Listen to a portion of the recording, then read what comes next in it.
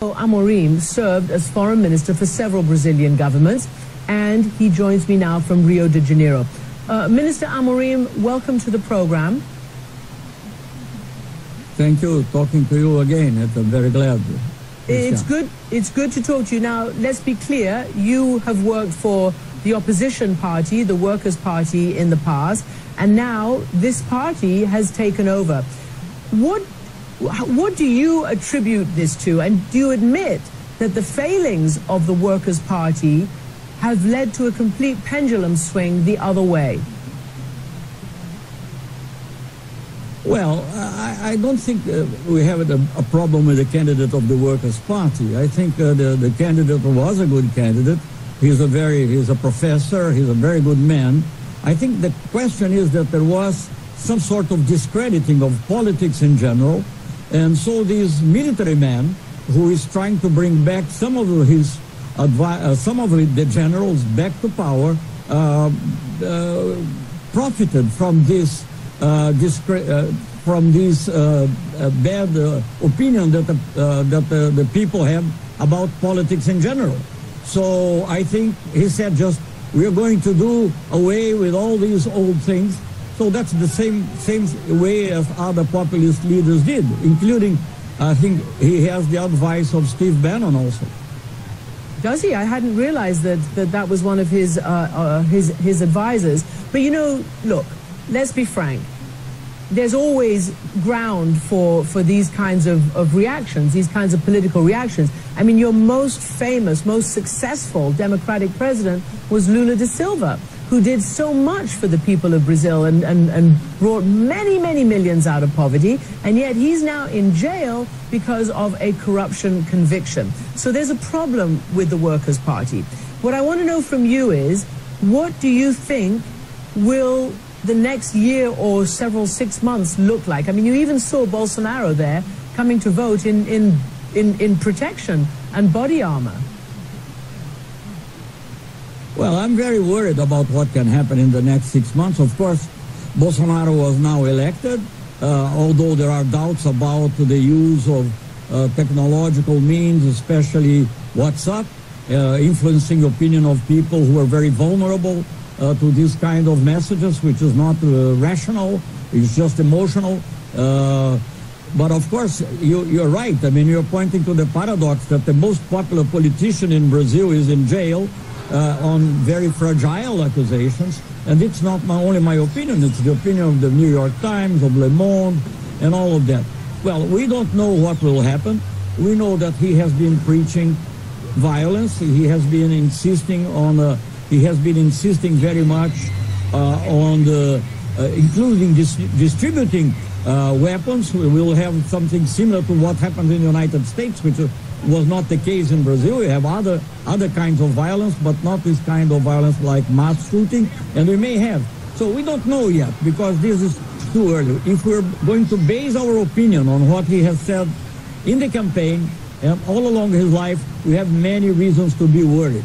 You know, this is a very strange combination, if you allow me, a very strange combination of a right-wing, extreme right-wing politician, which is at the same time an ultra-new liberal in economics.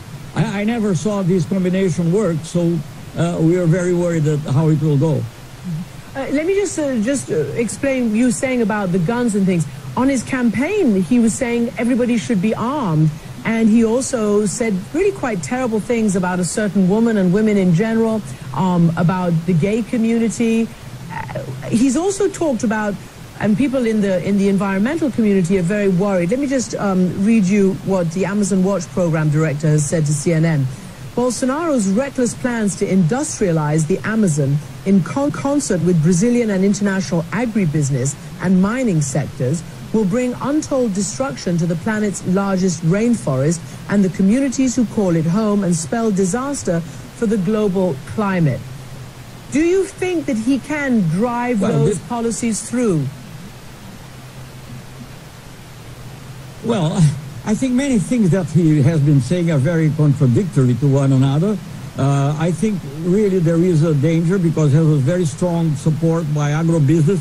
Mind you, during Lula's government, agrobusiness in Brazil grew very much, but without detriment or at least without much detriment to the environment, and also without detriment to the small farmers.